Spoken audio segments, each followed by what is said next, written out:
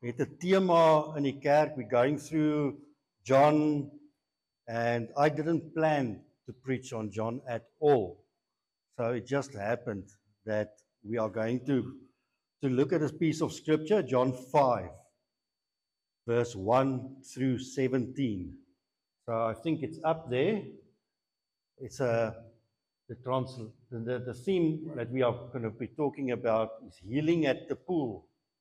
So John 5, it's very small, so I don't think you'll see much there. So I'll read it to you. There's various translations, and interesting about John, he only writes about 8 miracles that Jesus did. The shortest version of the miracles that Jesus did. And 6 of the miracles is not recorded in one of the other Gospels. So you remember Gerard was talking about things in John that's not in the other Gospels. So it's just amazing how the Lord just put this together without me realizing it. So we're going to talk about one of them. We're going to read about one of them.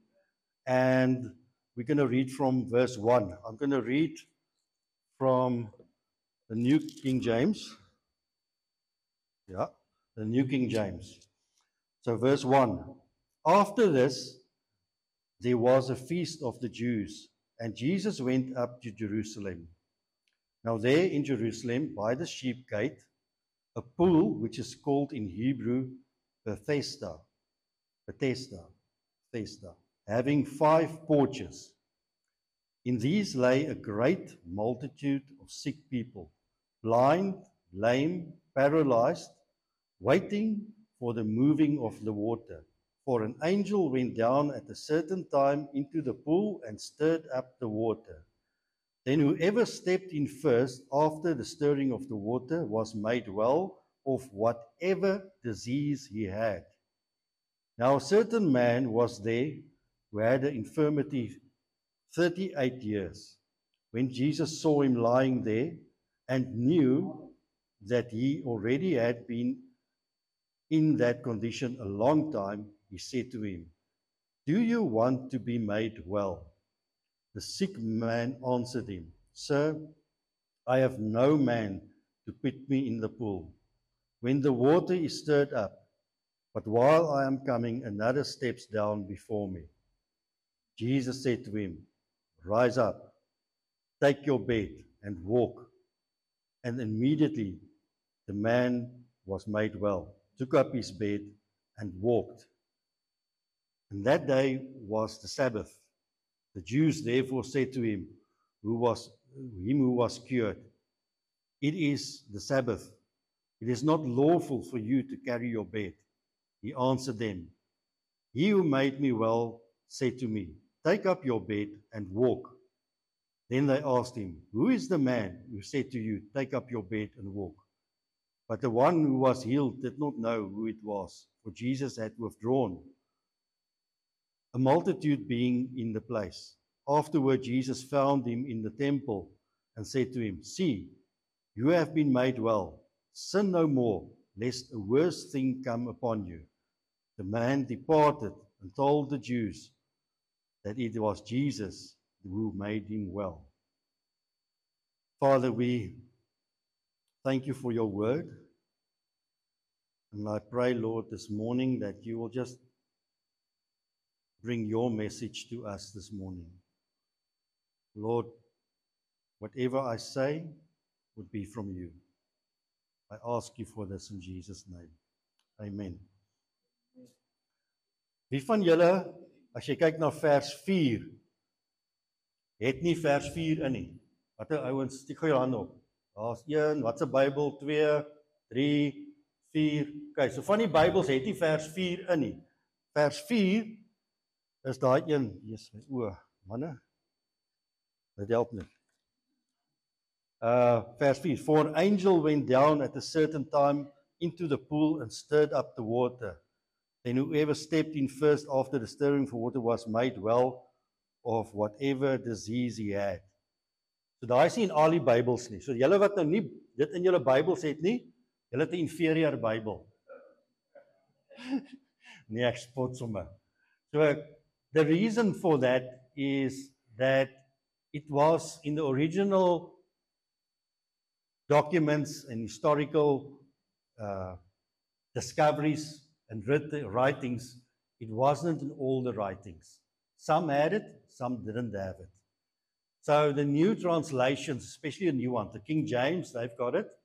But the really new translations, like the NIV and stuff, they haven't put it in because hulle het oorgedra aan die kant van versigtig wees. They erred to the side of caution and said, let's just be cautious and not put it in there. Or we'll write it in and we'll just underline it or write it in italic mode. What's that thing where there's the scanses?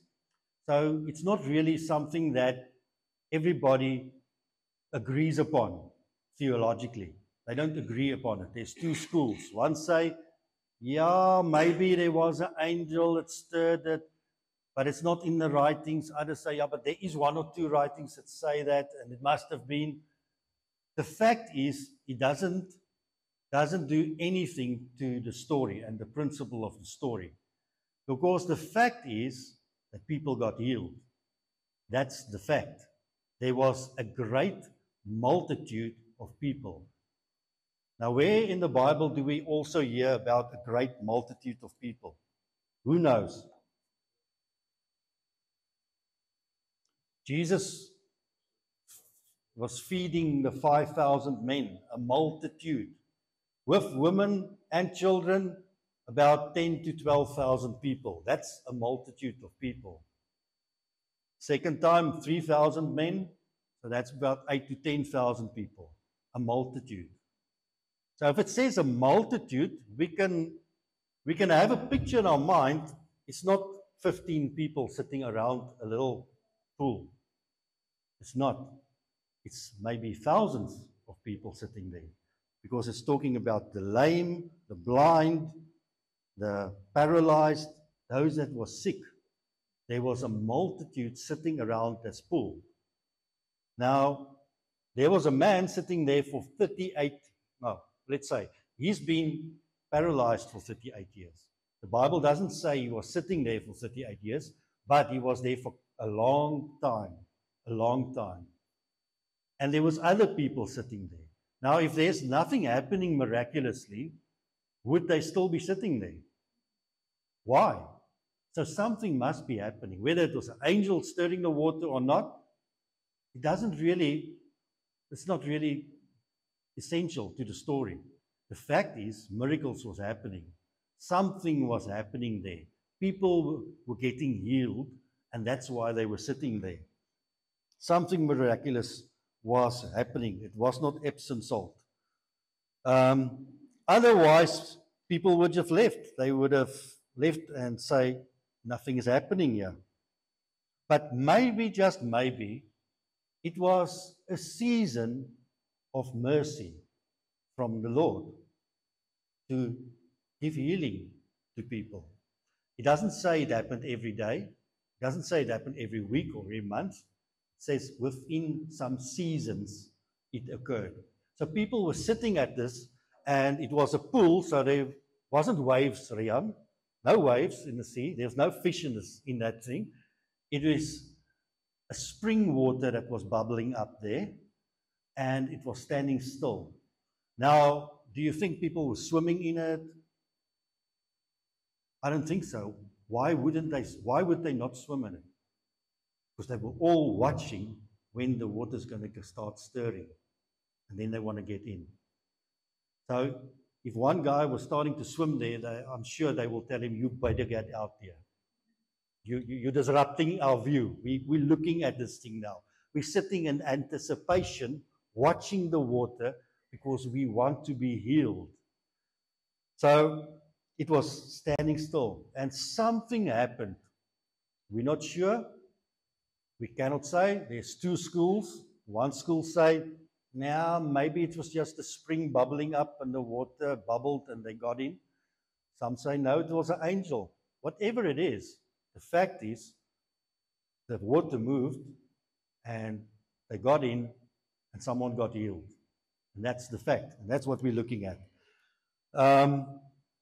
We are told that this, en ek kan miskien gou vir my daar na die slide toe gaan, waar daar is hy. That is a presentation of the pool. The pool was 120 meters long, and it was about 50 meters wide. And it's some places 8 meters to 13, 14 meters deep. So it's a huge pool, because we're talking about thousands. The Bible talks about the colonnades that was there, die stoepe vir die Afrikaanse mense, ek moes gaan Google, hoor.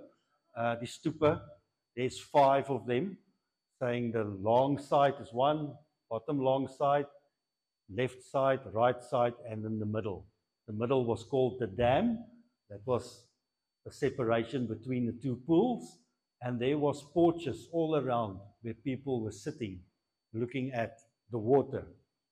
Now, if you look right on the top, it says the sheep gate. Now, there was many entrances into Jerusalem. Which one do you think Jesus always used to come in to Jerusalem? The sheep's gate. Just on one occasion, he came through with the donkey, through another one, to fulfill the prophecy. But every time he came through to Jerusalem, he came through the sheep's gate. What was the purpose of the sheep's gate? The purpose was, when you bring your sacrifice to the house of the Lord, you bring your sheep through that gate. That gate didn't have bolts or bars on it. It was always accessible. And Jesus came through that gate every time he entered Jerusalem. And this on this specific reason, he also, the specific visit, when he came down for the feasts, he also entered through that gate. And he came to the pool. Bethsaida, hoe sê dit in Engels? Bethsaida, okay. Julle gaan geduldig moet wees. Ek is nie Gerard nie, né? Hy het 3 breinselle en ek het 1. Saam is ons 4. Okay. So that gate has got a specific purpose, and it's got a specific prophetic purpose there, because the Lamb of God entered through there as the sacrifice for our sins, through that gate, every time. The Lamb of God. Now, do you think it's coincidence that the Lamb of God came through there to a sick person, to heal him? And Bethsaida, what do you say? Bethsaida, man. Ek so bly as Afrikaans in die hemel praat. And that pool in Hebrew means house of mercy, to receive mercy. And he came to receive mercy there. So the sheep gate is very important for us. It foreshadows the Lamb of God coming in for his sacrificing of sin. It presents salvation to each one of us. The fact that the door was always open means that the door is always open for us. When Nehemiah came to build the walls again, these gates were built as well. Which gate was the first one that was built? The sheep's gate was the first one. And who was told to build it? The priests were allowed, must build it. So the high priest came through the gate for us. It's so symbolic. It's so interesting just to see how God's put all these things together for us. To the house of mercy. Like I said, it was a big pool. There were a lot of water. There were a lot of people sitting there. A lot of people were sick. And Jesus came in and he healed only one person. So He came in, he saw this guy that's been lying there for we don't know how long. We know he's been paralyzed for 38 years. And the Lord came specifically to him, and then he asked him, do you want to be made whole? Do you want to be healed? Now, that's a silly question to ask for somebody that's crippled and lying there. Why do you ask something like that? Why do you ask something like that? And the answer is in his answer. When he answered him, let me quickly find it quickly for you.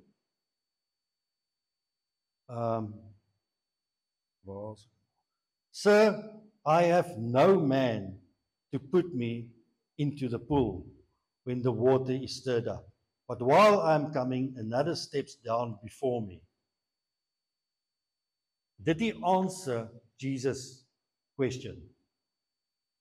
Do you want to be made whole? Do you want to be healed? He did not answer it. He did not answer it.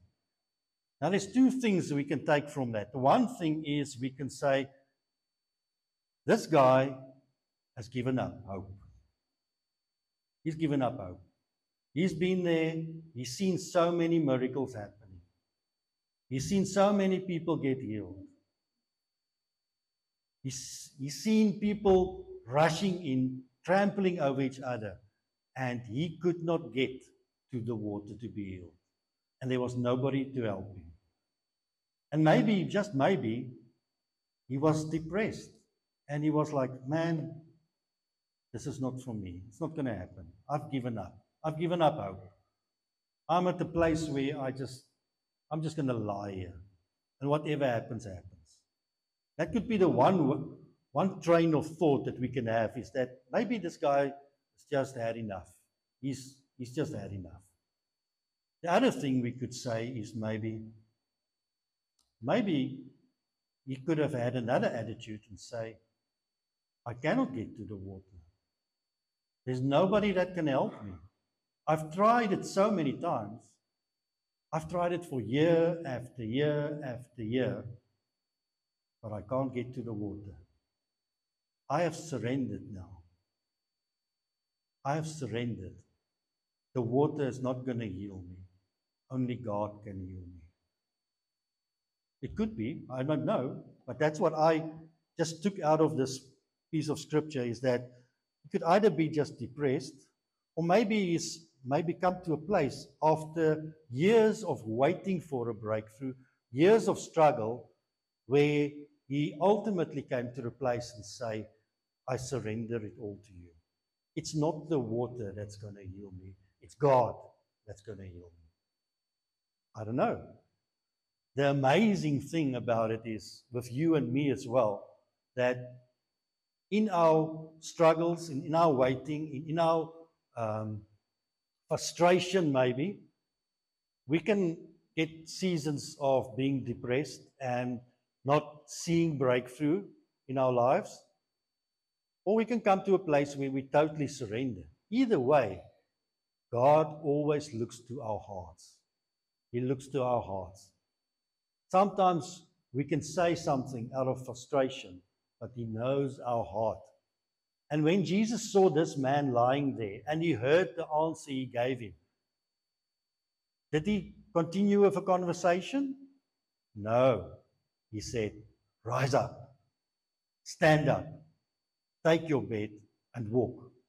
And immediately, his strength was restored. He got up and he took that bed that symbolized his struggle for many years, a heaviness that was with him. He took that, he rolled up as if it was nothing and put it under his arm, and he just walked away. He just walked away. Amazing. Jesus saw the heart.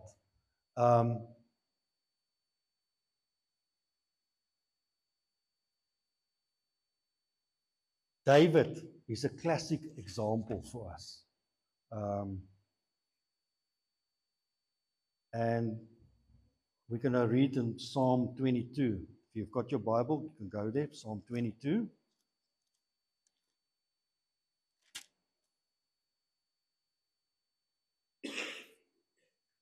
David is writing this in the midst of persecution, in the midst of a Saul that is after him, looking to kill him. My God, why have you forsaken me? Why are you so far from helping me and from the words of my groaning? Oh my God, I cry in the daytime, but you do not hear, and in the night season, and am not silent. But you are holy, enthroned in the praises of Israel. Our fathers trusted in you. They trusted and you delivered them. They cried to you and were delivered. They trusted in you and were not ashamed. But I am a worm and no man, a reproach of men and despised by the people. All those who see me ridicule me. They shoot out the lip. They shake their heads, saying, he trusted in the Lord. Let them rescue him. And so he continues and continues, lamenting before the Lord. But every time he comes back to a place where he is saying, but you are holy. But you are enthroned, my Lord. But you are trustworthy because our fathers trusted you. But this is who you are. And as we look at this story about this man being paralyzed and waiting upon the Lord and Jesus coming, healing him, I'm reminded that God wants us to take up our beds and walk. He wants to say to you today, rise up, rise up. When we were praying this morning, somebody was praying something, and I can't remember specific words, but it also came up, come out, come out, come out. God is saying, come out of your situation. God is saying, rise up from your situation. God is giving you a command saying, rise up. And whether you are in a place maybe of desperation and frustration and feeling a little bit dark and not happy about your situation, God knows your heart. God knows your heart. Maybe you've come to the place where God wants us to be surrendered to Him fully and say, God, nobody and nothing is going to change my circumstances. It's only going to be you. Only you. I've come to the place where I can just say, but God. But God. This morning, I want to say to you guys, the Lord is saying, rise up. Rise up. If you are here this morning and you are trusting God for a breakthrough, for healing, for whatever it is that you are trusting God. Maybe you've been trusting God for many years and you feel paralyzed, like 38 years long. If you are here this morning and that is for you, I want to say to you, rise up. Rise up. We want to ask the Holy Spirit to bring you breakthrough. Jesus came to somebody specifically. He knows each one of us specifically. He knows our circumstances. He knows the struggle we're going through. He knows. He knows. But He's the answer. Only Jesus is the answer. The water is not the answer. The water is not the answer. It is the person of Jesus that's the answer. So this morning, you can maybe be in a state of despair, and you can just come like David and say, Lord, this is where I am. I'm being persecuted left, right, and center. Everybody is chasing me. Everybody is looking to take my life. But God, I put my trust in you. Maybe you're at the place where you say, man, I've come to the end of my rope now. But I will rise up once again. I will rise up and trust the Lord. Take the step of faith to say, I'll rise up this morning. God calls us to be activated in our faith, a new way of walking with Him in freedom and not being limited in our circumstances, not limited to that bed that He's carrying, the circumstances. He wants to set you free from that. How He's going to do it, it's going to be different for each one of you. Each one of you is going to be different. It will not be the same. It will not be the same. God knows. Now, interesting about this man, he didn't know it was Jesus. So when they asked him who healed you, he said he didn't know. And then the scripture tells us later on, Jesus found him where? In a temple. He knew who healed him. That's why he went to the temple. And Jesus met him there. And he said to him, sin no more. Go and sin no more. So we know where the answer is. We know who's the healer. Who wants to be whole? Who wants to be healed? I want to invite you this morning.